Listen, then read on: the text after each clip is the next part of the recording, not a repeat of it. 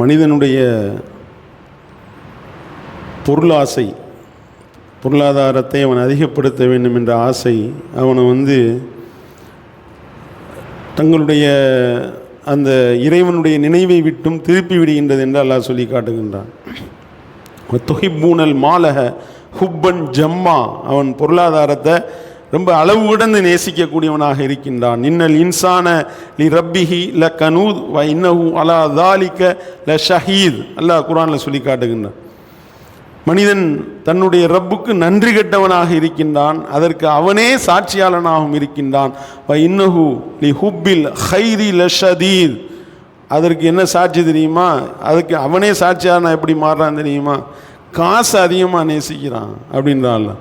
அப்போ இந்த பேராசை, பொருளாதாரத்தை அதிகப்படுத்த வேண்டும் என்ற அந்த பேராசை மனிதர்களை அவருடைய வாழ்க்கையை சீரழித்து சின்னாபின்னமாகி விடுகின்றது. அல்லாஹ்வுடைய நினைவை விட்டும் திசை திருப்பி விடுகின்றது. அல்ஹாக்கு முத்தகாசுர் ஹத்தா ஜுர்துமுல் மகாபிர், பொருளாதாரத்தை தேடுவது உங்களை இறைவனுடைய நினைவை விட்டும் திசை திருப்பிடுச்சு. அதிகமாக நீங்கள் சேர்க்கணும் அப்படின்ற எண்ணம் உங்களை அல்லாஹ்வுடைய நினைவை விட்டும் திசை மாற்றி விட்டது. ஹத்தா ஜுர்துமுல் மகாபிர், மன்னரையை அடைகிற வரைக்கும். ஆதமுடைய மகனுடைய வாயை மண்ணை தவிர வேறு எதுவும் நிரப்பாது என்றார்கள் அல்லாஹ்வுடைய தூதரவர். காசுன்னு போகிறது ஏன்னா அதனால தான் இப்போ ஏராளமான சம்பவங்களை பார்க்கின்றோம். ஒவ்வொரு நாளும் பணத்தை கொடுத்து ஏமாறுறது, இப்போ கோடான கோடி ரூபாய்களை சுருட்டி விட்டு சென்று விட்டார்கள் அப்படின்னு சொல்லி எத்தனை செய்திகளை பார்க்கணும். இல்லை இந்த இப்போ 2 வாரத்துக்கு முன்னாடி சேலத்தில் கணவன் மனைவி 2 பேரும் சேர்ந்து, வாங்க எங்கள்கிட்ட கொண்டு பணத்தை கொடுங்க, நாங்கள் உங்களுக்கு 1 லட்ச ரூபாய்க்கு 20,000 ரூபா தர்றோம், 15,000 ரூபா தர்றோம், மாதம் உங்களுக்கு 1ஆம் தேதி பேங்கில் விழுந்துடும் அப்படின்னு சொல்லி ஒரு 2-3 மாதம் கொடுக்கவும் செஞ்சுருக்காங்க. பார்த்தா மொத்தமாக ஒரு 800 கோடி ரூபா சுருட்டிட்டாங்க, முடிஞ்சு போச்சு. எங்கடா அப்படின்னா அது ஏமாத்துறதுக்கு தான் வாங்கியிருக்காங்க. 1 லட்ச ரூபாய் வாங்கிட்டு 15,000 ரூபா 20,000 ரூபா எப்படி கொடுப்ப? அவங்க வாங்கின காசுலேருந்தே கொடுக்குறது. 20,000 ரூபாயா 3 மாதம் கொடுக்குறது. இது இவங்க யாரெல்லாம் வாங்கினாங்களோ அவங்க போய் ஒரு 1000 பேரை கூட்டிகிட்டு வந்துடுவாங்க.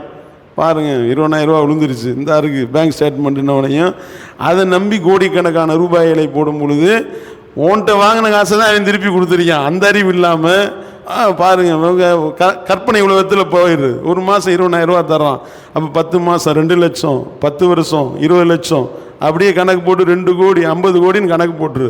கடைசியில் அவன் தெருக்கோடியை நிப்பாட்டிட்டு அவன் ஓடி போயிட்டான். எந்த அளவிற்கு பொருளாதார மோகம்ன்றதற்கு போன வாரம் நடந்த சம்பவம். சேலம் ஆத்தூரில் ஒரு பெண்மணி, அங்கே உள்ள ஒரு லேடிஸுக்கு ஃபோன் வருது, தாசில்தார் பேசுகிறேன், அந்த ஏரியாவுடைய தாசில்தார் பேசுகிறேன், கொரோனா வைரஸ் மாதிரி ஒரு பெரிய ஒரு நோய் பரவிக்கிட்டு இருக்கு, அந்த நோய் முடி வழியாக தான் பரவுது, அதனால கவர்மெண்ட்லேருந்து இப்போ உடனடியாக பெண்கள் அதிகமாக முடி வச்சுருக்கனால எல்லாரையும் மொட்டை அடிக்க சொல்லி கவர்மெண்ட்லேருந்து உத்தரவு போட்டிருக்காங்க. நான் தாசில்தார் தான், இந்த பகுதி தாசில்தார் தான் பேசுகிறேன், நீங்கள் ஒவ்வொரு ஆளும் மொட்டை அடிச்சிங்க அப்படின்னா 15,000 ரூபா உங்களுக்கு மானியம் வழங்கப்படும்னு விஜய் சொல்லிட்டாரு.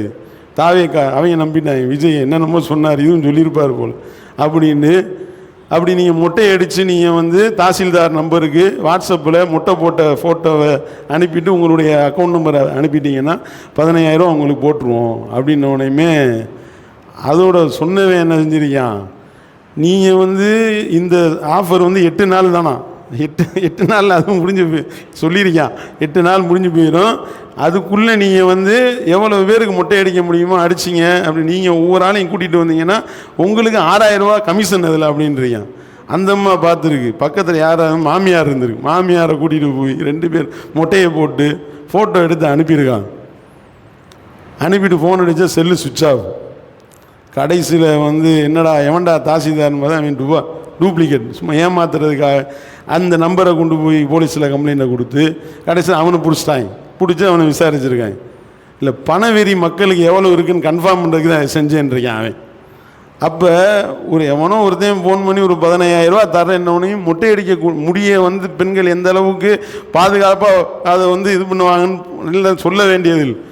அதையே நான் இழக்க தயார், 15,000 ரூபா கொடுத்தான்ற அளவிற்கு பொருளாதார மோகம் என்றால், அப்போ இதைத்தான் கவனத்தில் வச்சுக்கிட்டு எங்கள்கிட்ட வாங்க. அந்த 800 கோடி ரூபா அடித்தாங்கல்ல, விளம்பரத்தை பார்த்தீங்கன்னா உங்களுடைய பொருளாதாரத்தை நீங்கள் வந்து காசு பணத்தை பீரோவில் வச்சு ஏன் பூட்டுறீங்க அவங்க கேட்குறாங்க. எதுக்கு பூட்டி வச்சு என்ன பிரயோஜனம்? எங்கள்கிட்ட கொண்டு வந்து கொடுங்க, 5 மாதங்களில் உங்களுடைய பொருளாதாரம் 5 மடங்கு ஆயிரும் அப்படின்னு. நம்ம எதுக்கு பூட்டி வைக்க, கொண்டு வந்து கொடுங்க, உண்டு ஓடிட்டாங்க மொத்தம். அப்போ பொருளாதாரம் என்பது எவன் சிறந்த ஒரு பணக்காரன் ரசூலுல்லாஹ் சொன்னாங்க, போதும் என்ற மனம் எவனிடத்தில் இருக்கின்றதோ அவன்தான் உண்மையான பணக்காரன் அப்படின்னாங்களா இல்லையா? வரக்கூடிய வருமானம் ஹலாலாக வரணும். எவனோ தரேன், ஒரு மெசேஜ் வருது, 1 லட்ச ரூபா உங்களுக்கு வந்து லக்கு அடிச்சிருக்கு, உங்களுடைய அக்கௌண்ட் நம்பரை கொடுங்க, உங்கள் அக்கௌண்ட் நம்பரில் நாங்கள் பணம் போட போகிறோன்னு உடனே அக்கௌண்ட் நம்பர் அனுப்பு.